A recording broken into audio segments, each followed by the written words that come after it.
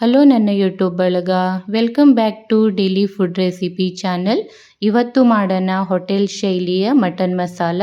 ಮೊದಲು ಒಂದು ಬಾಣಲೆಯನ್ನು ತೆಗೆದುಕೊಳ್ಳಿ, ಅದಕ್ಕೆ ಅಗತ್ಯವಿರುವಷ್ಟು ಎಣ್ಣೆಯನ್ನು ಸೇರಿಸ್ಕೊಳ್ಳಿ.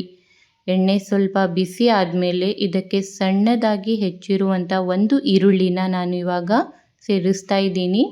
ಇದು ಸ್ವಲ್ಪ ಬೇಯಲಿ. ಇವಾಗ ಇದಕ್ಕೆ ಹಾಕೋಣ ಟೊಮ್ಯಾಟೊ ಸ್ವಲ್ಪ ಹಾಕ್ತಾ ಇದ್ದೀನಿ ಅಂತ ಅನ್ಕೋಬೇಡಿ, ಆಮೇಲೆ ಮತ್ತೆ ಯೂಸ್ ಮಾಡೋಣ. ಇಲ್ಲಿ ರುಚಿಗೆ ಅಗತ್ಯವಿರುವಷ್ಟು ಉಪ್ಪನ್ನು ಮತ್ತೆ ಸೇರಿಸ್ಕೊಳ್ಳಿ. ಇದನ್ನು ಚೆನ್ನಾಗಿ ರೀತಿಯಾಗಿ ಮಿಕ್ಸ್ ಮಾಡಿ ಇದಕ್ಕೆ ಸ್ವಲ್ಪ ಪುದೀನಾನ ಹಾಕ್ತಾ ಇದ್ದೀನಿ.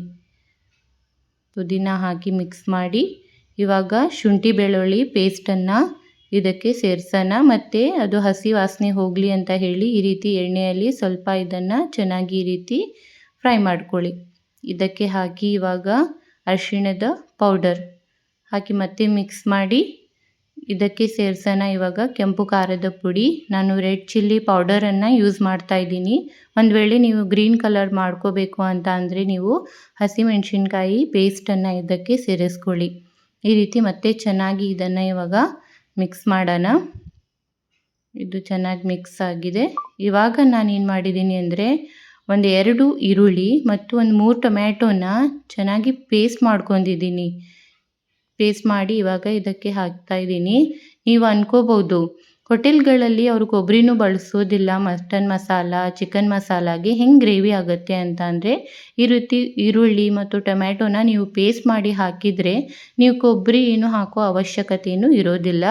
ಸೊ ಅದನ್ನು ಈಗ ಸ್ವಲ್ಪ ನೀರು ಸೇರಿಸ್ಬಿಟ್ಟು ಈ ರೀತಿ ಚೆನ್ನಾಗಿ ನಾವು ಬೇಯಿಸಿ ಇದಕ್ಕೆ ಹಾಕೋಣ ಇವಾಗ ಮಟನ್ ಮಸಾಲ ಪೌಡರ್ ಅಥವಾ ಚಿಕನ್ ಮಸಾಲ ಪೌಡರನ್ನು ನೀವು ಇದಕ್ಕೆ ಇವಾಗ ಸೇರಿಸ್ಕೊಳ್ಳಿ.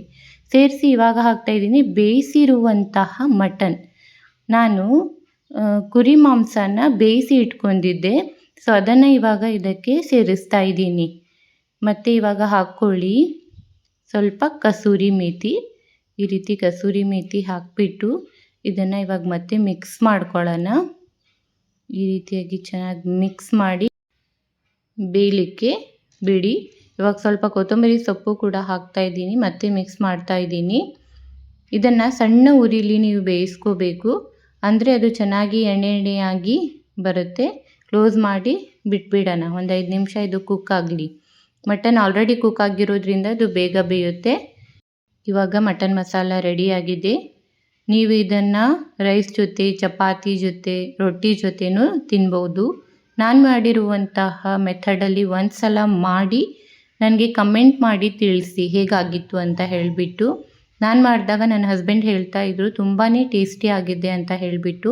ನಾನು ಯಾವುದೇ ರೆಸಿಪಿ ಇರಲಿ ಮೊದಲು ಅದನ್ನು ಮಾಡಿ ಟೇಸ್ಟ್ ಮಾಡಿ ಅದು ಚೆನ್ನಾಗಿದ್ದರೆ ಮಾತ್ರ ನಿಮ್ಮ ಜೊತೆ ಶೇರ್ ಮಾಡ್ಕೊಳ್ತೇನೆ. ಈ ರೀತಿ ಚೆನ್ನಾಗಿರೋ ರೆಸಿಪೀಸ್ನ ನೋಡಲಿಕ್ಕೆ ನನ್ನ ಚಾನಲ್ನ ಸಬ್ಸ್ಕ್ರೈಬ್ ಮಾಡಿ ನನಗೆ ಸಪೋರ್ಟ್ ಮಾಡಿ.